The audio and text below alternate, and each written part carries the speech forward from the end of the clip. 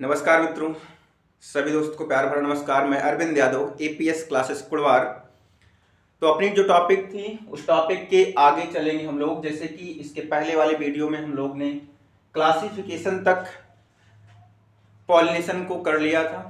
तो क्लासिफिकेशन में जो पहला पार्ट था यानी कि जो नेचुरल पॉलिनेशन था, उसमें आपका सेल्फ पॉलिनेशन के बारे में चर्चा करेंगे। तो आज की जो बातें हैं वो बात होगी स्वपरागण को लेकर के। तो स्वपरागण को लेकर के, तो स्वपरागण आखिरकार पौधों में कैसे होता है, क्या है वो, इसके बारे में बात करेंगे स्पष्ट एकदम। तो आप लोग बिल्कुल ध्यान से हमारे साथ बने रहें, कंटिन्यू। और सबसे पहले वीडियो को लाइक और शेयर जरूर कर दें। तो बात करें हम लोग सेल्फ पॉलिनेशन की, स्वपरागण। तो पहला टाइप जो है स्वपरागण। तो स्वपरागण में होता क्या है, यानी इसमें देखिए जैसे जो पुष्प का यानी एक पुष्प यानी जो पुष्प है उसी पुष्प का परागकण, यानी एक पुष्प उसी पुष्प का परागकण उसी पुष्प के वर्तिकाग्र पर, यानी उसी के वर्तिकाग्र पर पड़ता है, या फिर या कह सकते हैं उसी पौधे के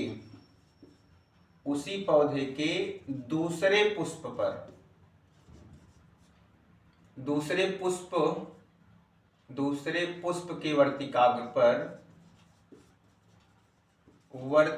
पर पड़ता है, तब भी वो क्या कहलाएगा भैया, सेल्फ पॉलिनेशन कहलाएगा, अर्थात स्वपरागण कहलाएगा। ठीक है ना। तो स्वपरागण में क्या होता है कि जैसे आपको बात समझनी है तो एक भैया प्लांट है, ये एक पौधा है, ठीक है ना। तो इस पौधे में एक फ्लावर यानी कि एक फ्लावर ये है, यानी पुष्प रेड कलर में आपको यहां पर ये इसका स्टिग्मा है, ठीक है, और यहां से निकला हुआ है क्या, एंथर, ठीक है ना। तो ये क्या हो सकता है, इसमें जो परागकण बनेगा वो एक पुष्प यानी इसी पुष्प का परागकण उसी पुष्प के वर्तिकाग्र पे पड़ेगा, तब भी स्वपरागण होगा। बट अदर हैंड हम यहाँ पे उसी प्लांट में यानी उसी एक ही पौधा है, ये भी स्वपरागण है। इधर भी एक फ्लावर बनता है, यहाँ पर ये इसका स्टिग्मा, तो यहाँ पर अब मान लीजिए यहाँ पर इसका एंथर है, ठीक है ना, इसमें एंथर। तो अब इसमें क्या होगा, एक ही पौधा है, एक पौधे में दो फ्लावर हैं, मतलब दो पुष्प या कई सारे पुष्प हो सकते हैं। तो यानी इस पुष्प का यानी उसी पौधे के किसी दूसरे यानी एक पुष्प का उसी पौधे के दूसरे पुष्प के वर्तिकाग्र पर पड़े, अर्थात हम ये कह सकते हैं कि इसका जो परागकण है वो इसके वर्तिकाग्र पर आ जाए, तब भी वो क्या कहलाएगा, स्वपरागण ही कहलाएगा। ठीक है, भले ही स्वपरागण में, ठीक है, आपको ये बातें स्पष्ट हो गई कि स्वपरागण है क्या आखिरकार, ठीक है ना। तो स्वपरागण में जो भी चल रहा है आपको, अब स्वपरागण को मेनली दो पार्ट में बांटा गया, यही दोनों पार्ट हैं। तो अब स्वपरागण में दो रूप हैं, कैसे क्या है इनके बारे में जाने। तो यहां से हो सकता है आपको पूरा बिल्कुल स्पष्ट हो जाए कि आखिरकार स्वपरागण में वो दो टाइप क्या है। तो स्वपरागण में पहला जो टाइप है उसको बोलते हैं हम लोग ऑटोगैमी। ऑटो का मतलब सेल्फ, गैमी का मतलब मैरिज। मतलब इसका ये हो गया कि घर में ही यानी कि घर में ही विवाह अगर हो तो उसे बोलते हैं ऑटोगैमी। तो ऑटोगैमी में क्या होता है, इसमें जो है एक ही पुष्प होता है, ठीक है ना, एक ही पुष्प होता है।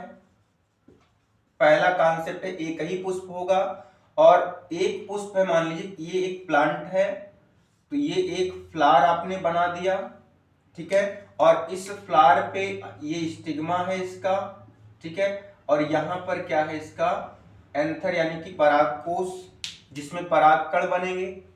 तो तो अगर इसका परागकण इसी पर पड़ रहा है, उसी पुष्प पर, तो इसे बोलेंगे ऑटोगैमी। तो ये क्या कहलाएगा भाई? ऑटोगैमी। यानी कि किसी एक पुष्प का परागकण उसी पुष्प के वर्तिकाग्र पर पड़ता है, तो इसे बोलते हैं स्वयुग्मन, अर्थात ऑटोगैमी कहते हैं। मतलब एक ही पुष्प। तो इसका मतलब साफ साफ ये हो गया कि उसी पुष्प पर पड़ेगा, यानी एक ही घर में विवाह जो मैरिज है। और दूसरा जो टाइप है उसको बोलते हैं जीटोनोगैमी। क्या बोलेंगे भैया? जीटोनोगैमी, यानी सजात पुष्पी परागण। अब इसमें क्या होगा? इसमें जो होगा, प्लांट तो एक रहेगा भैया, प्लांट तो आपका एक रहेगा, बट फ्लावर क्या हो सकते हैं? जो फ्लावर है, पुष्प जो है, वो अलग अलग हो सकते हैं, यानी कि दो हो सकते हैं। ठीक है ना? जैसे ये एक प्लांट है, एक फ्लावर यहां बना देते हैं, एक पुष्प यहां बना ले। आई होप ये बातें बिल्कुल आपको पूरी स्पष्ट समझ आ रही होगी। नहीं आएगी तो आ जाएगी जब कंटिन्यू बने रहेंगे हमारे साथ। तो ये इसका स्टिग्मा, यहाँ पर स्टिग्मा है ये, और यहाँ पर इसका स्टिग्मा है ये, वर्तिकाग्र। अब देखिए, जैसे इसमें मान लीजिए एंथर था, इसका एंथर, और इसमें भी एंथर है, ऐसा नहीं है, विपुंसन कराने की कोई जरूरत नहीं है। ठीक है? अब इसमें देखो, ध्यान से बिल्कुल बात को समझेंगे।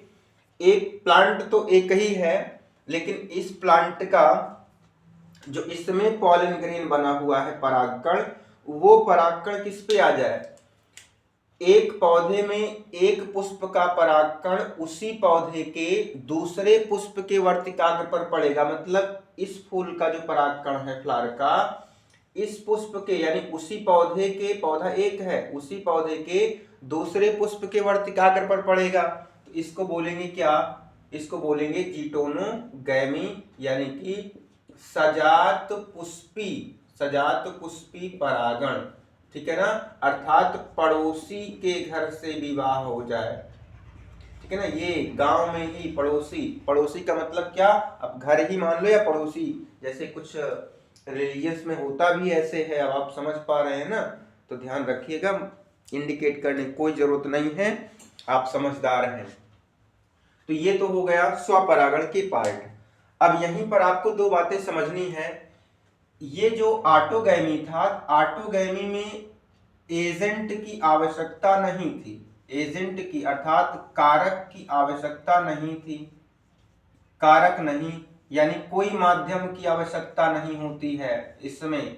मतलब जैसे नॉर्मली वैसे भी कहा जाता है, ऑटोगैमी में माध्यम की आवश्यकता नहीं होती, मतलब किसी के माध्यम से वो परागकण जाए। लेकिन अब आपको यहाँ पर एक क्वेश्चन बन रहा होगा कि एक प्लांट, मान लीजिए बहुत बड़ा सा थोड़ा सा प्लांट है, तो उस प्लांट का परागकण यहाँ से वहां तक जाने में तो भाई माध्यम की जरूरत पड़ेगी ही। अब वो माध्यम चाहे वो कोई कीट हो सकता है, तितली हो जाए, दतिया हो जाए, बर्रे हो जाए, हवा हो जाए, कोई भी। इसमें जो जीटोनोगैमी है, भले ही वो स्वपरागण का पार्ट है, लेकिन पर परागण के जैसा ही इसमें कार्य होता है। क्यों पर परागण के जैसा होता है? क्योंकि इसमें माध्यम की आवश्यकता पड़ती है। तो माध्यम की जरूरत क्यों पड़ती भाई? परागकण को ले जाने के लिए, क्योंकि परागकण थोड़ी ना उसके हाथ पैर है, चल जाएगा अपने आप से। ठीक है? तो ये बातें हैं आपको। अब इसके बाद देखेंगे स्वपरागण के लक्षण क्या है। आप नेक्स्ट हेडिंग डाल सकते हैं, कैरेक्टर ऑफ सेल्फ पॉलिनेशन। तो स्वपरागण के लक्षण क्या हैं, इसको समझ लें। अब देखिए स्वपरागण के लक्षण, तो इसमें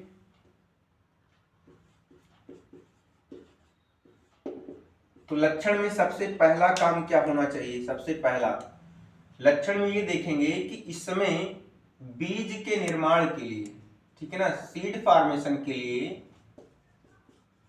निर्माण के लिए एक ही प्लांट चाहिए, मतलब एक ही पौधे से काम चल जाता है इसमें। ये काफी अच्छी लाइन है।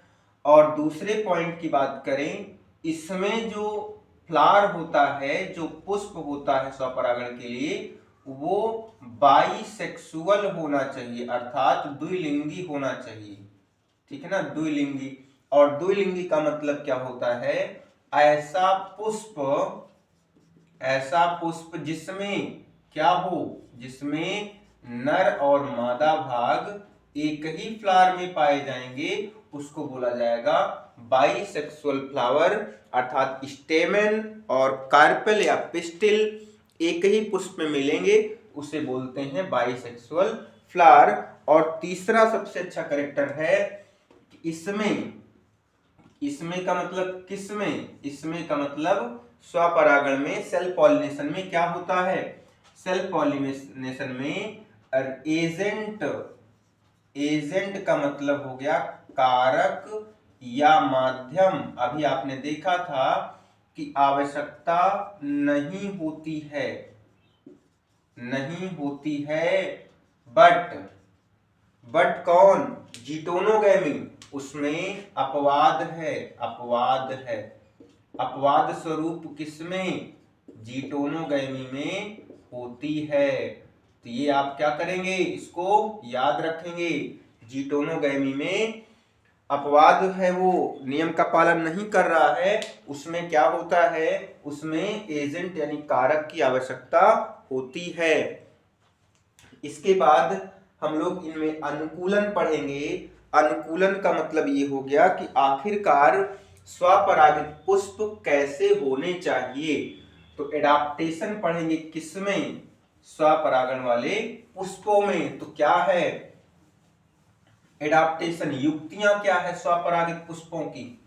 तो एडाप्टेशन आप नॉर्मल सी हेडिंग डालेंगे, स्वपरागण के लिए पौधों में अनुकूलन। तो ध्यान देंगे, स्वपरागण के लिए पौधों में अनुकूलन या युक्तियां, ठीक है ना, ये चीज। तो अब यहां पर आराम से समझेंगे बात को। सबसे पहले एडाप्टेशन की बात अगर होती है, एडाप्टेशन का मतलब ये है कि अपने आप को फूल को क्या चेंज करना पड़े कि वो स्वपरागित हो जाए, मतलब स्वपरागण की क्रिया संपन्न हो जाए उसमें।